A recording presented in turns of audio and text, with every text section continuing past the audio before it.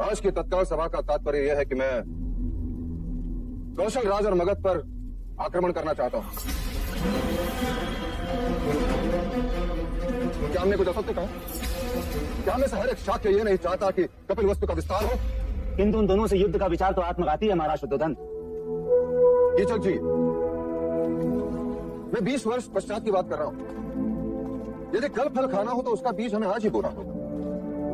कल के युद्ध के लिए आज हमें एक ऐसे नेतृत्व को ढूंढना होगा जो आने वाले कल में हमारा सेनापति सम्राट हो, ऐसा योद्धा हो जिसे देखकर शत्रु भयभीत हो जाए, जिसे भाग्य का भी साथ हो और आप सबका साथ। मेरे कुमार सिद्धार्थ में ये सारी योग्यताएं हैं, ये केवल मैं नहीं कहता,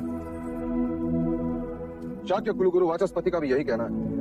इसलिए हमें कुछ कड़े कदम उठाने होंगे जिससे हमारी आने वाली पीढ़ी शक्तिशाली हो, दुखों से कोसों दूर हो, चिंता से मुक्त हो।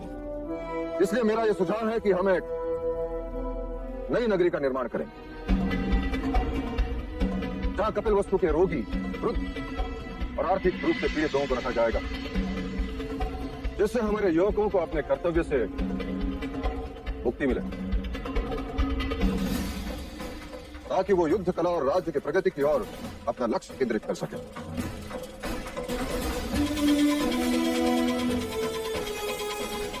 यदि मेरे प्रस्ताव पर किसी का विरोध हो तो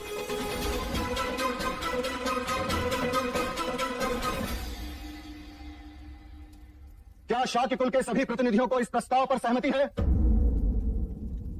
क्या महाराज शुद्धोधन की राय सबको मान्य है?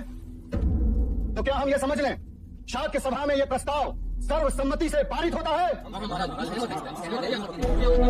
महाराज शुद्धोधन की, महाराज शुद्धोधन की, महाराज शुद्धोधन की।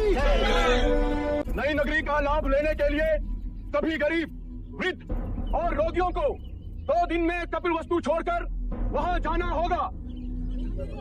यह फैसला जनहित में है, इसलिए महाराज आप सभी से सहयोग चाहते हैं जिससे बल का उपयोग ना करना पड़े।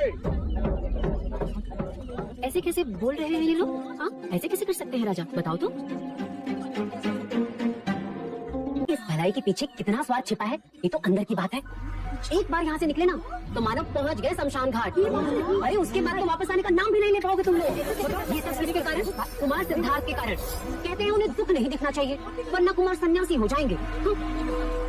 इससे तो अच्छा होता कि कुमार पैदा ही ना होते, महल में दिए जले, इसलिए हमारे घर में अंधेरा। अरे कहते हैं बड़ा भाग्यशाली है, जन्म लेते ही माँ को खा गया और अब बड़ा हुआ तो ये कपिल वस्तु खाली करवा रहा है।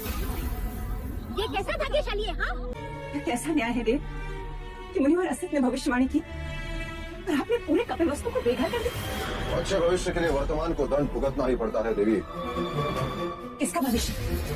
कुमार सिद्धार्थ का। तो उसके लिए प्रजा क्यों दंड भुगते? अभी भी समय है देव, अपना आदेश वापस ले लीजिए, अन्यथा प्रजा का रोष हमें जीने नहीं देगा। क्या मिलेगा आपको यह करके? कपिल वस्तु को भावी सम्राट जो संपूर्ण भारतवर्ष पर राज करेगा। प्रजा को दुखी करके कभी कोई राजा खुश नहीं रह सकता देव। किस किस से दूर रखेंगे आप कुमार को? प्रकृति के भेद छुपाए नहीं छुपते। आप उनसे मनुष्य का दुख छुपाएंगे, मृत्यु छुपाएंगे, किंतु वृक्ष से गिरते पीले पत्ते कैसे छुपाएंगे? मुरझाते फूल कैसे छुपाएंगे देव? देवी तुम्हारी भावनाएं मुझे दुर्बल कर रही हैं। पुत्र प्रेम माँ को निष्ठुर। कहीं ऐसा न हो कि कुमार बड़े हो और इस कांड का उल्लेख निकले तो उनका सर शर्म से झुक जाए। ये मत भूलो कि मैं उसका जन्मदाता हूँ। मेरा अधिकार तुमसे बढ़कर है।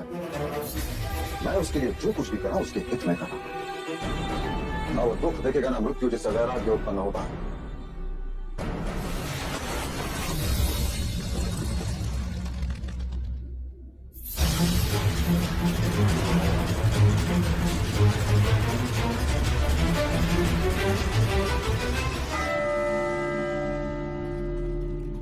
आज के बाद कपिल वस्तु में कोई शमशान घाट नहीं होगा, कभी तुम्हारे उठेगा।